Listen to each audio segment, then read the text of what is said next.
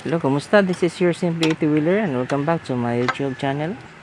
After 110,000 kilometer na takbuhan at maging 8 years old na siya this coming August, ngayon lang tayo magpalit ng center spring. At syempre, gawang Honda din ang ipapalit nating center spring. Akala ko mahal ang center spring ng Honda. Ito ay Honda genuine parts. At ito ay nagkakahalaga lang ng 29 or I think 28 pesos lang dito sa kasa ng Honda Toledo. Noong dati pa, ako lang talaga ang gumagawa pag nagka-problema ang CVT ng Honda PCX ko. Kaya ang gawain ito ay yakang-yaka para sa akin at hindi nakapira ang mga mekaniko dito. If may proper tools ka lang, kaya mo siyang baklasin.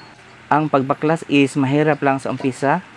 Noong dati, nahirapan ako sa pagbaklas nito, pero ngayon, kayang-kaya na. So, I believe, kaya nyo din ang gumawa ng DIY para sa CVT ng Honda PCX nyo. I remembered, unang baklas ko dito is noong nagka-problema si Honda PCX sa handlebar vibration. Mga 700 km pa yung takbo pero may problema na sa handlebar vibration. Baklas, plug in, baklas, plug in, baklas, plug in. Ganyan ang ginagawa ko dati bago ko nahanap ang solusyon sa handlebar vibration ng Honda PCX ko. Kung subscriber ka sa akin noon pa, ay alam mo kung paano ko nabigyan ng solusyon yung problema ng handlebar vibration ng Honda PCX ko. Sa nakikita mo ngayon, ang ginagawa ko is natanggal ko yung nut ng torque drive at base sa observation mo is hindi ako nahirapan sa pagtanggal nito dahil last week nirepack ko yung torque drive ni Honda PCX gamit ang heat resistant na grasa. Mas maganda gamitin ang heat resistant na grasa dahil hindi agad-agad masusunog.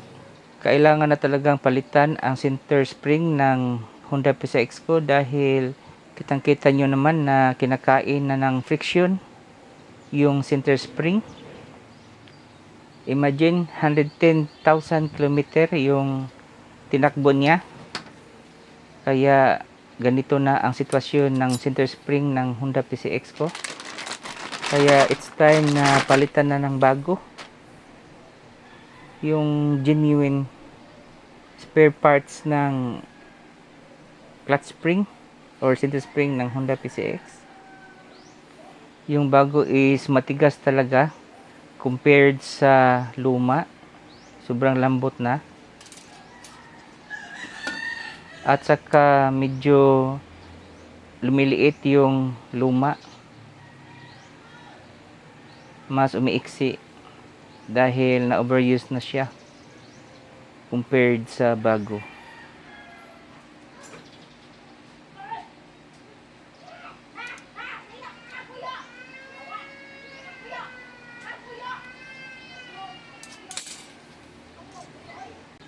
Sa pag-reinstall ng center spring ay simple lang, kayang-kaya nyo yan pag kayo ay mag-practice mag-DIY. Again, basta lang meron kayong mga proper tools na pang torque drive. So bago natin takpan ang CVT, check muna natin kung maayos ba ang pagka-reinstall. So hanggang dito na lang. This is your Simply Two-Wheeler. Don't forget to subscribe.